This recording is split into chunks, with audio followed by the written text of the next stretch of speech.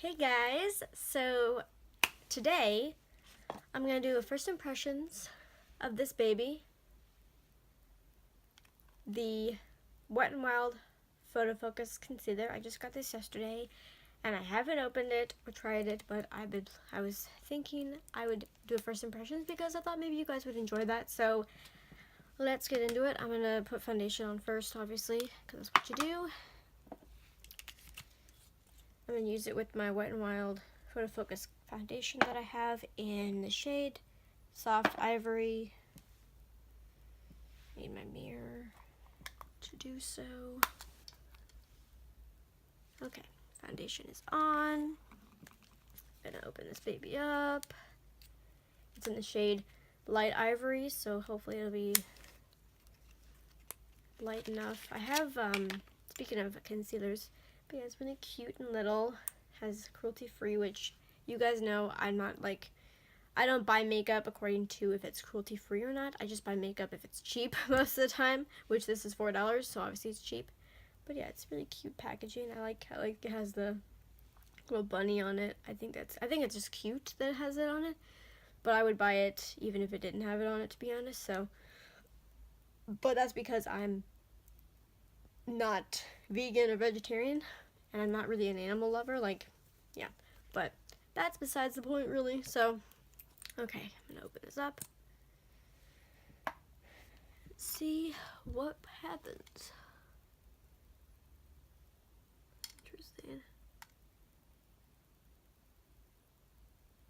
I kind of like that you don't, like, if you want, like, really, I'm gonna try it with one, like, dab on the,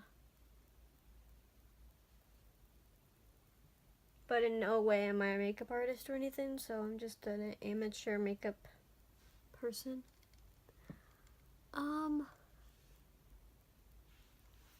It's not bad. I mean, it probably won't be my go-to, but it's not bad. I would wear it. I am. I don't really think it covers up your dark circles a lot, but it's not bad. It's not.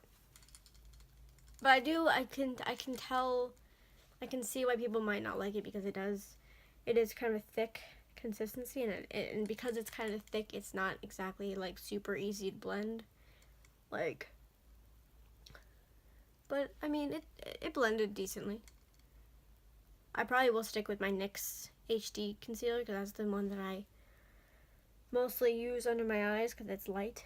I also have a Maybelline, I just got the Maybelline Fit Me concealer like within the last couple months, and I like it, but I think I got too dark of a shade, which I thought I got a pretty light shade. I always get like I always get a shade darker than I should, or many shades darker than I should.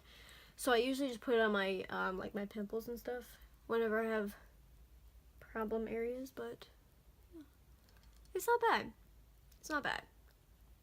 And I didn't use a ton of it because at first when you like look at it, since it's so much smaller than your average concealer, like, let me show you guys another concealer. Okay, like this is the Maybelline Fit Me concealer. Similar kind of packaging. Actually, very similar. But of course, it's smaller, obviously, than the Maybelline. Wet n Wild Maybelline. Smaller.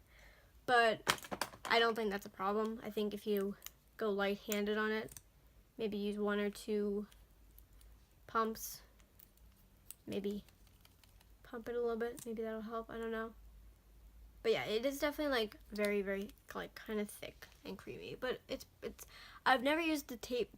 I've never used the Tarte Shape Tape though, because I don't spend $23 or however many dollars on concealer or anything really, so unless it's worth it. But yeah, as I'm looking at it, I do like it though. I think it gives me nice coverage. I feel like it's not too much coverage though, because I feel like with some concealers, it gives you kind of too much coverage and you look kind of like you're like just like a ghost almost, or like it's too much. You know what I mean? It's just too much. It's too much. Like, if that makes any sense, like it covers too much or whatever. Like, I'm not opposed to like a natural looking concealer. Like this looks natural. Like it looks like I covered up my under eyes and my dark circles for the most part, but it looks natural and I like that. Yeah, so I'm probably creasing up, but I don't really care about that either. Like I don't use setting powders when I, you know, I don't bake or anything either. So yeah, my first impression, I like it. If you're more into like a thinner consistency with your concealer, you might not like it, but it's $4. I mean, I don't think anybody who wears makeup can't afford that. So if you wear makeup or you have a makeup collection in any way, shape, or form, you can probably afford this. Unless you're like poor as fuck, but I guess. But yeah, it's really cheap. I like the packaging. I really like the bunny on it. Like, I'm gonna probably stare at the bunny for like, I really like bunnies though. So if I ever get a bunny, I'm gonna name the bunny Bun Bun, actually. So I like bunnies. I've thought about it actually. But yeah, it's not a bad concealer. I like it. It's small. I feel like it's good for traveling. I feel like you can travel with both of these pretty well. They're pretty good for traveling. I think they're like both these shades are pretty close to each other too. Like I definitely think this is more pink and this is more yellow, but overall not bad. So overall, I probably give it probably a 6 or 7. Like I'm not like in love with it, but I like it. But yeah, I like the packaging. Maybe I give it a 7. It's pretty good. It's pretty good. I think the only downside is that it is a little thick and it is a tiny bit hard to get in there, but I think if you're really quick with it, I mean, there are a lot of products on the market though that are, you know, more on the, like, they're harder to blend in kind of stuff. Like, I mean, I've never used the Tarte Shape Tape, as I've mentioned, obviously, like 3 times already in this video, but I'm assuming that is also kind of, I mean, I don't know if it's hard to blend in, but I mean, I'm assuming that the thicker the consistency of a concealer, the harder it is to maybe blend in. But overall, this wasn't hard to blend in. I would give it a 7. I like it. I like the color also. Like I didn't think it was too dark, which is obviously not what you want for your under eyes. So, yep, I like it.